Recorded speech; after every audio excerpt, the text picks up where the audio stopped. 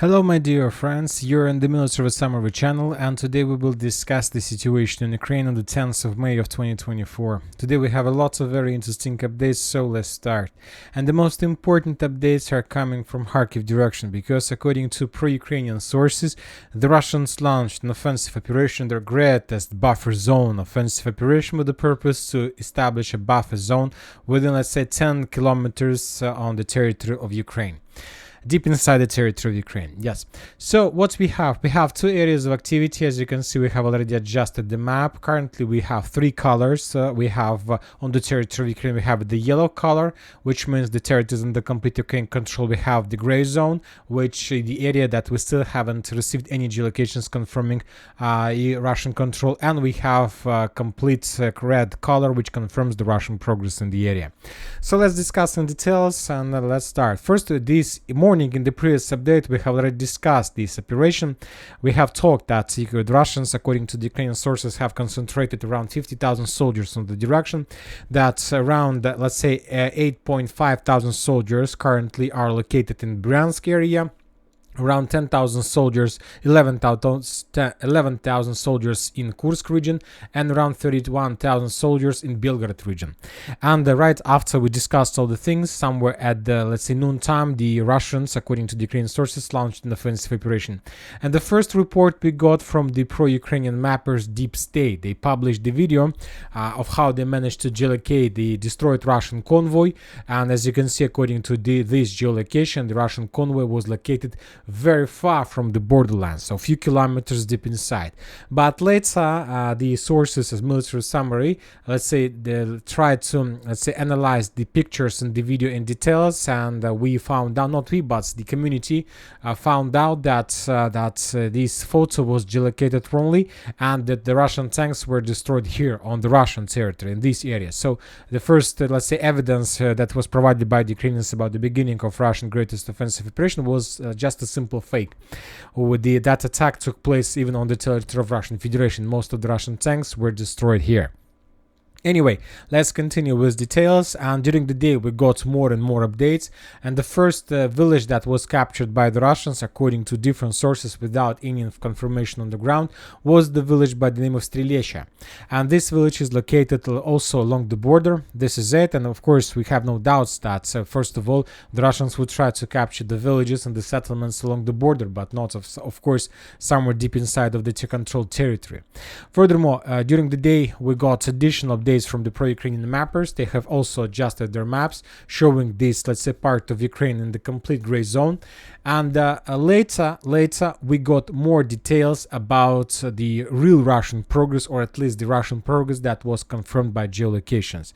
After the, let's say, community discovered that Ukrainians, Deep State, published fake news or wrong news or something like this, the Deep State decided to fix themselves, to provide some additional evidence, and they published the video, more precisely the picture, just a regular picture of the village by the name of Pilna.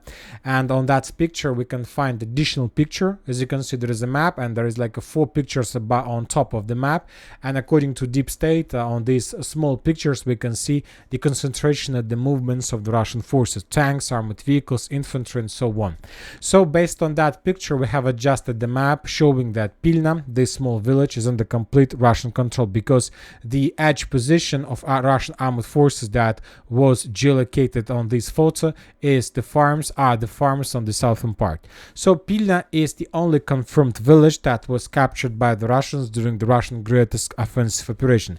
But as we discussed, according to the Deep State itself and other mappers, the Russians control much bigger territory, but for now we don't have any geolocations or any confirmation. And we will discuss all these things also in a minute. Also, we got a significant number of updates from the village by the name of Vovchansk, from the town by the name of Vovchansk. First of all, according to pro-Ukrainian sources and pro-Russian sources that were making their statements and conclusions based on pro-Ukrainian sources, the Russians also established complete control over the village by the name of Hatishne. This is the village that located right on the, let's say, on the outskirts of the town by the name of Vovchansk. And we have, and most likely, if the Russians control Hatishne, that means that the Russians also established complete control over the village by the name of Plitenovka. So that's why we have adjusted the map showing this territory in the gray zone. When talking about Vovchansk itself, during the previous night and the previous day, the Russians were bombing the town heavily using all types of weapons they have. The Russians were using FABs, Iskanders missiles, Tornado S probably. The Russians were using heavy artillery, Malka and so on. And after the biggest artillery preparation, the Russians launched the ground operation. And as a result, they, according to some sources, they managed to establish controls over plus minus 2 villages. When talking about the town itself, the Russians haven't entered the area, and that there are still town is under complete Ukrainian control. And Ukrainian sources publish few videos. So this video we can see the consequences of another Russian strike, and on this video we could see the Ukrainian soldier who was claiming that the situation of Vovchansk is very difficult, but Vovchansk still under Ukrainian control, and the Ukrainian soldier was asking the locals to, let's say, leave Vovchansk as soon as possible because there are going to be very heavy clashes in the very near future. So according to the Ukrainians, most likely Vovchansk is going to be target number 1 for the Russians, at least on this stage of the, let's say, Kharkiv offensive operation, on this side of Kharkiv offensive operation. So we'll see, of course, what is going to be next. Furthermore, the Ukrainian sources published the video of how the Russians managed to destroy the bridge between Vovchansk and further to the west in direction of Zybina, but other sources reported that this video is old and that the bridge was destroyed a few months ago. We haven't managed to check this information. Maybe we'll get in more details. Maybe we'll find something, let's say, that can give us additional understanding of the situation. Furthermore, we have additional updates from Deep State, and we have additional updates from, let's say, Kiev, and more precisely from Zelensky. Today, Zelensky reported that, stated that the Russians launched their offensive operation in Kharkiv direction, that the situation is very difficult. As you can see, based on this video, he was very upset, but maybe he was just playing his role, and we also will go discuss this in a second. And he was saying that that very difficult to fight with the Russians, and of course he was also asking for additional help. Also, the sources published the video of results of another Russian missile strike in Kharkiv. As a result of that strike, some buildings were damaged and destroyed. So now we have basically at the beginning of Kharkiv offensive operation, we have 3 camps. One camp is the mega pro-Russian sources who are saying that everything that colored in gray was captured by the Russians, and there is no doubt that the Russians are moving further and the Ukrainians are running away. So this is the first camp. The second camp is the pro-Ukrainians who are saying that the situation is very difficult, but the Ukrainians are, let's say, managed to slow down the Russians, and at least by the end of the, let's say, 10th of May, the Ukrainians managed to repel every single Russian attack. So this is the second camp. And there is a third camp of people who considers that there is no Kharkiv offensive operation, but the things that we can see right now is another attempt from the Ukrainian side to get additional money. We understand everything about 2 first camps, but let's discuss in details the third camp, that people that says that currently there is nothing happening and Ukrainians are just trying to get some money. And of course there are lots of weird things. Of course tomorrow I believe we're going to receive more updates, but the first thing that was very strange is that Ukrainian Deep State published the video that took place on the Russian territory, deep inside of the territory of Ukraine, saying that the Ukrainians destroyed significant number of Russian armored vehicles, let's say, on the way to Kharkiv.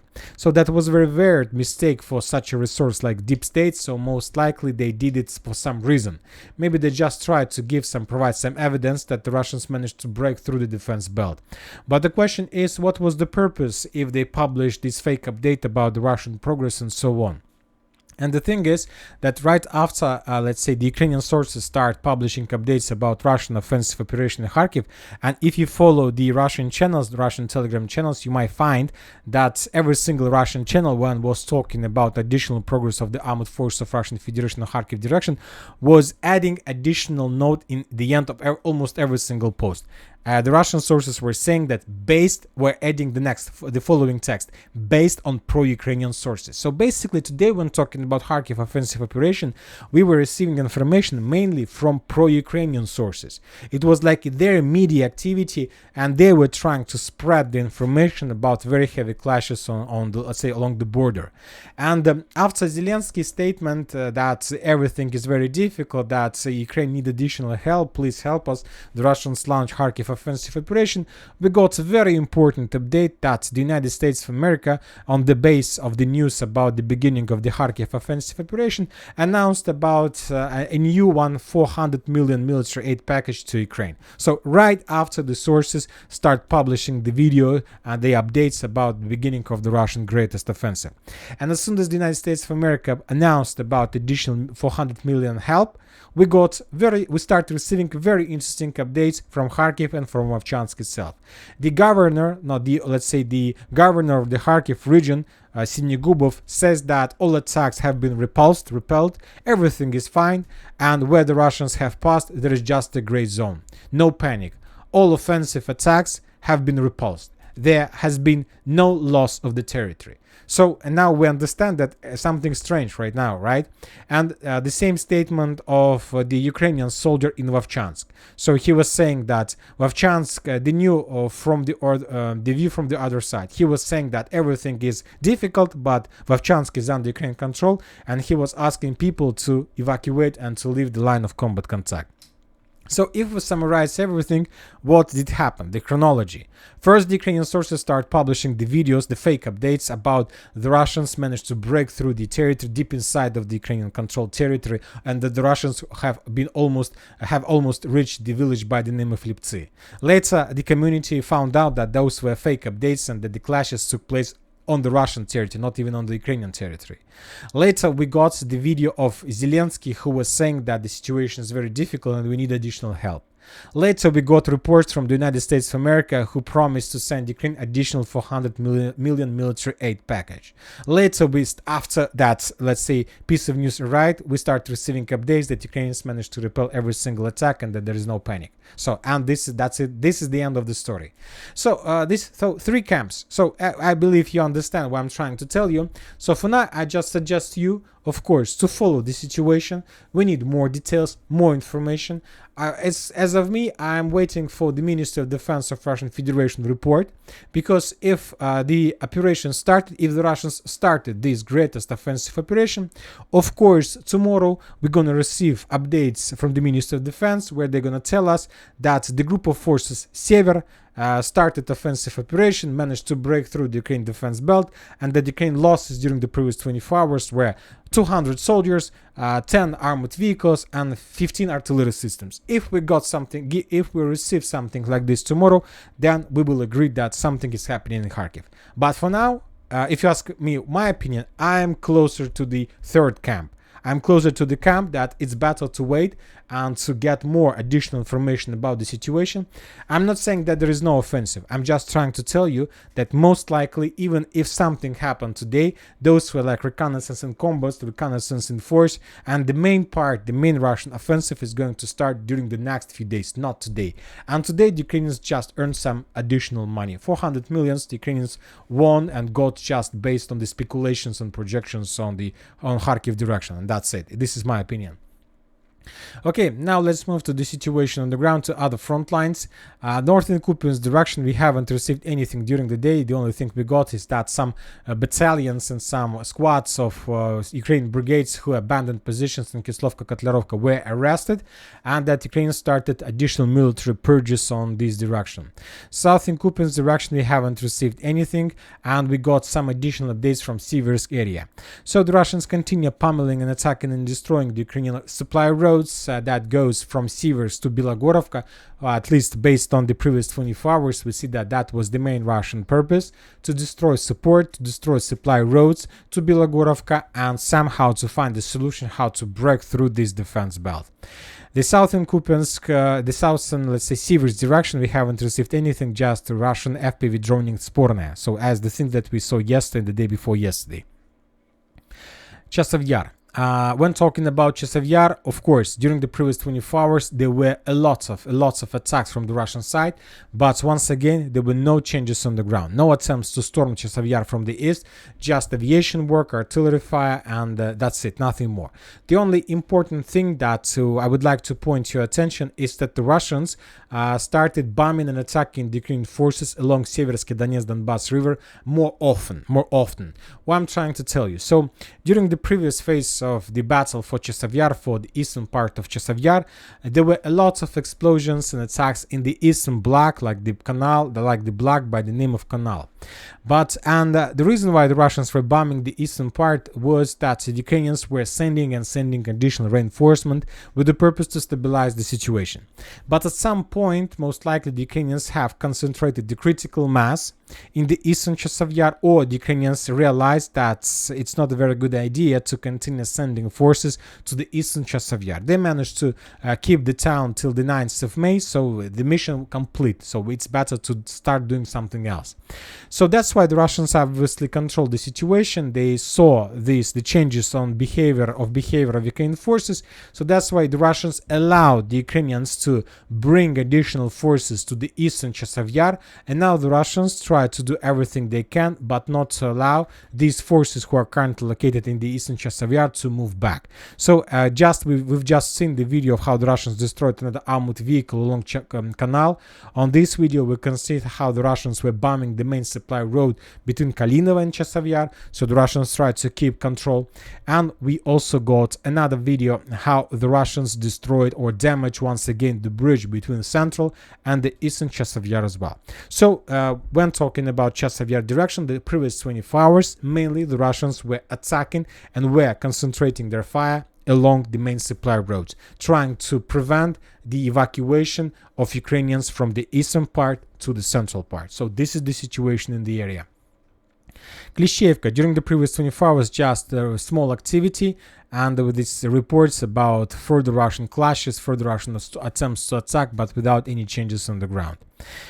Now we are moving to Очеретино direction. The Russians continue their offensive. We got additional details and additional geolocations confirming the Russian presence, complete control over Arkhangelsk and Очеретино itself. The Russians continue concentration of the forces along the line of combat contact, and most likely during the next few days the Russians will continue offensive further to the north with the purpose to get as close as possible to the village by the name of Kalinovo, and just to improve their positions, the Russian positions, let's say to the north of Arkhangelsk and Очеретино. So if we summarize everything, according to geolocations we received during the previous day, the Russians are trying currently to improve their positions, something like this. So to get as close as possible to the next defense belt of the armored forces of Ukraine on the way to Kalinovo, and to start another storm operation towards the northern direction. Furthermore, we got reports that during the previous 24 hours the Russians made lots of attempts to attack Novoalexandrovka, but most of them were repelled by the Ukrainians. Also, the Russians were trying to attack Sokol, but those attacks were repelled as well, and we got the videos and confirmation that the Russians attacked Novopokrovska. We have even the video how the Russians were using armored vehicles. That attack was also repelled by the forces of 47th Mechanized Brigade.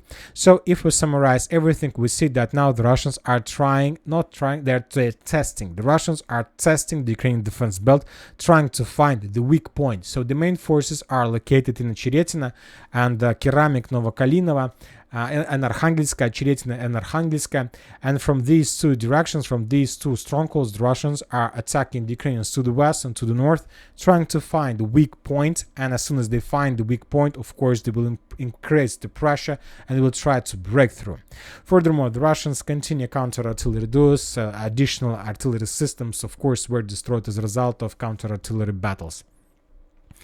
Now we are moving to Umanskaya Nitailova area. We have additional updates about the Russian progress in the vicinity of Nitailova, and according to different mappers, the Russians, as a result of offensive, managed to physically cut the road between Yasnobrodovka and Nitailova. And if it's true, if this information is confirmed, then we can say that the days of this foothold already numbered.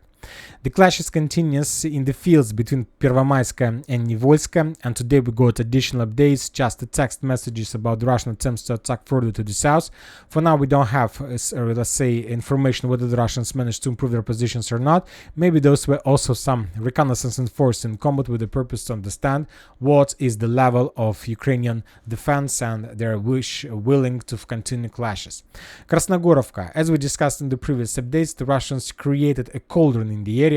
The eastern part, let's say, part of Chasiv Yar was completely encircled by the Russians. The Ukrainians lost possibilities of evacuation And of course, I have analyzed this area with additional details, and we calculated, if you remember, that the distance between one Russian site and another Russian, let's say, positions is around, let's say, less than 800 meters. But if we take a look at this area, we're gonna see that the Ukrainians can't use these fields, let's say this road, for evacuation, because if they move through these fields, of course they would be immediately destroyed by the Russians. So if we include this conclusion and this information to our understanding of the situation, we can make a conclusion that Ukrainians has less than 400 meters of effective territory for evacuation, which is nothing. Maybe there is some kind of underground connections between the high-rise area, between the buildings of high-rise area, which allows them to successfully evacuate and to bring additional reinforcement. But something tells me that due to catastrophic situation with, let's say, economy in Ukraine and with big corruption, I don't think the Ukrainians have anything on this direction, and most likely 2-3 days and the situation will be completely resolved. South Donetsk direction, we have certain activity, more precisely activization of clashes on Konstantinovka direction. The Russians start publishing videos one by one of FPV drone hunting on Ukrainian forces on the direction, and the situation is getting closer and closer to the situation that we used to see in Konstantinovka during the battle, used to see in Novomikhailivka during the main phase of the battle for the village. Now the Russians are doing the same as they used to do in Novomikhailivka, FPV drone strikes, artillery strikes, FABs every day. Currently, we can't tell for sure how much time the Russians need to clear the area and to establish complete control, but obviously this Konstantinovka offensive operation will take at least a month, maybe even more. And most likely it will take even more, because the Russians are still very far from the half encirclement of the town. They first need to half encircle from the north, from the south, and then there we can start counting days of Konstantinovka. But the Ukrainian sources are saying, more precisely, the forces of 79th Air Assault Brigade reported today that the distance between Russian positions, Russian edge positions in Konstantinovka itself is less than 500 meters. So if we summarize these 500 meters, let's try to add a map and to understand what is 500 meters. So this is, for example, almost 1 kilometer. So according to the Ukrainians, according to the Ukrainian reports, the Russians may be somewhere here already. So less than 500 meters to the first positions of the Ukrainians inside of the village. So of course we haven't received any geolocations confirming this, but it's like very important piece of news that worth to listen and to analyze. That was published by the official Telegram channel of the 79th Air Assault Brigade. Now we are moving to Vremivka tactical bridgehead. We have the final confirmation that the Russians did enter Staromayorsk. The sources published the video of another assault operation with significant number of, let's say, armored vehicles, infantry and tanks. The Russians were storming the territory. The Russians landed the infantry on the area, and after the Russians successfully landed, they start digging in deeper, capturing the trenches and fortifications around. And the most important part is that the Russian, let's say, infantry landed here along these trenches, and the Russian tank moved further inside of Staromayorsk. So most likely the Russians had a much bigger control, something like this, but for now we still haven't received anything, just the movement of Russian tank towards the village. Maybe the Russian tank entered, let's say, got a few shots, and after that left the area. Who knows? Urozhaina, we got some more and more details and updates about how the Russians were pummeling the area. During the previous 24 hours, there were no reports about any attempt from the Russian side to attack, to break through the Ukrainian defense belt. So the area, after, let's say, 3 weeks of very heavy clashes, was stabilized and got very, I don't know, easy, very, let's say, simple, without any changes, without any attempts to attack. Just FABs arrives in the area, and so the Russians are trying to reduce the area to ruins, to deal significant additional damage, and of course in a week or in 2 they will start offensive once again. Very interesting video is coming from the area to the north of Gulay-Polya. The Russian sources published the video how they managed to discover the Ukrainian air defense system Patriot and the radar IN-MPQ-65, and as a result of Tornado S strike, that artillery system was completely destroyed. Later the Ukrainians reported that that was a fake weapon, not the real one, that was like wooden one, but of course we understand that it's a real Patriot system that was destroyed destroyed as a result of tornado airstrike. Robotyne, the Russians forced the Ukrainians to leave the village completely. Currently, the main Ukrainian forces are located and concentrated to the north and to the northeast of the village, and the Russians during the previous 24 hours were completely focused on pummeling and hunting the Ukrainians. So if we increase the numbers of days, we see that the Russians are very focused on these fields, so most likely the Russians, after few additional days of declaring, will continue offensive further to the north and the northeast with the purpose to clear Robotyne completely. Kherson direction, we have the Ukrainians reduced their activity. We haven't received almost nothing from the Ukrainian side. Maybe this is something like operational pause, because as we discussed, if the Russians did start a Kharkiv offensive operation, then according at least to my understanding of the situation, the Ukrainians in the next few days, maybe 5 days, maybe in the next week, should start or will start their ground operation along Dnipro River. So with the purpose to, let's say, ruin the Russian plans and to force them to send additional reinforcement here. So let's wait, because if the Russians did start offensive, most likely maybe even this upcoming night of the local time, we're going to see some updates and some movements from the Ukrainian sources along Dnipro River. For now, we have nothing.